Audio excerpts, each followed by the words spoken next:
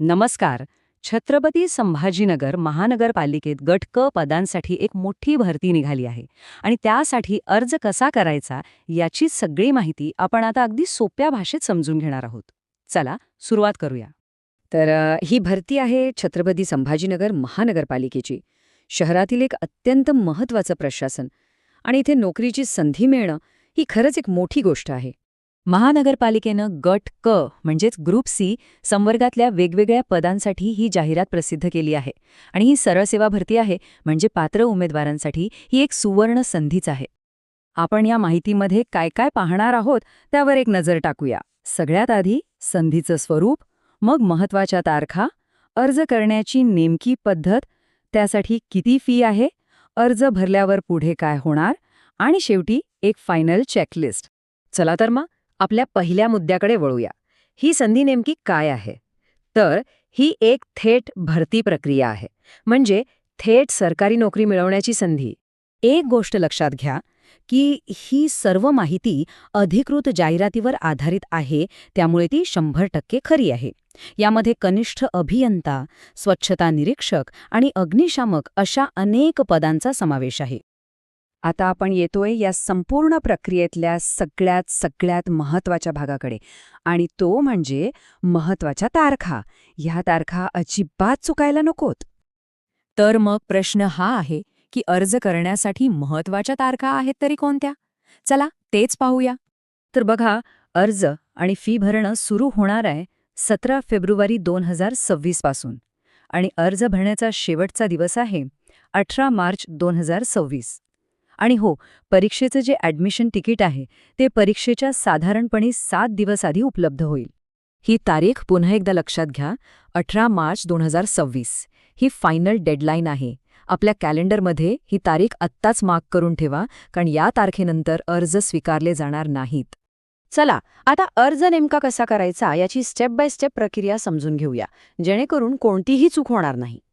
अर्ज भरायला बसण्याआधी ना काही गोष्टी जवळ तयार ठेवा, म्हणजे सगळं पटापट होतं.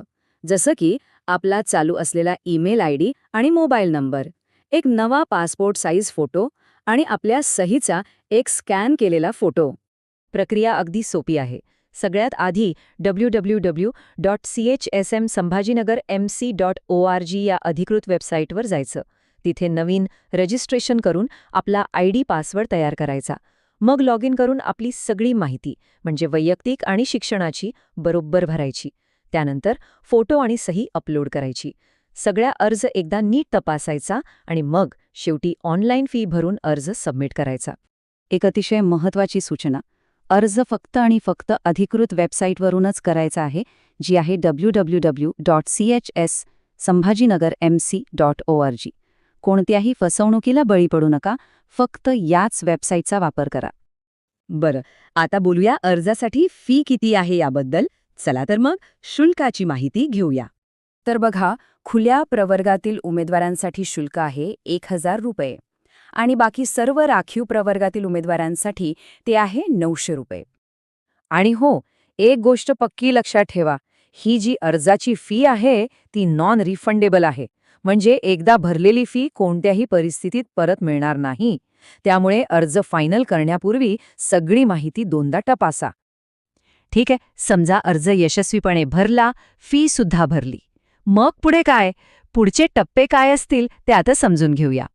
ही परीक्षा ऑनलाईन होणार आहे आणि त्यासाठीचं प्रवेशपत्र म्हणजे हॉल तिकीट तुम्हाला वेबसाईटवरून डाउनलोड करता येईल. याची सूचना तुम्हाला आपल्या रजिस्टर केलेल्या ईमेल आयडी आणि मोबाईल नंबरवर सुद्धा मिळेल.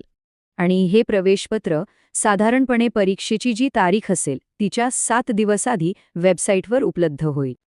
परीक्षेची नेमकी तारीख कोणती, वेळ काय असेल आणि सेंटर कुठे असेल, ही सगळी माहिती अधिकृत वेबसाईटवरच जाहीर केली जाईल.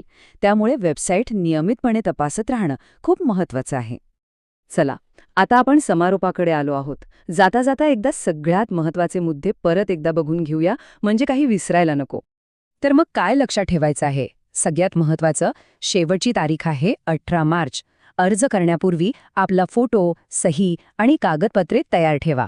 अर्ज फक्त अधिकृत वेबसाईटवरूनच काळजीपूर्वक भरा आणि शेवटी ऑनलाईन फी भरून अर्ज प्रक्रिया पूर्ण करा. आशा आहे की या सविस्तर माहितीमुळे अर्ज प्रक्रिया सोपी वाटत असेल.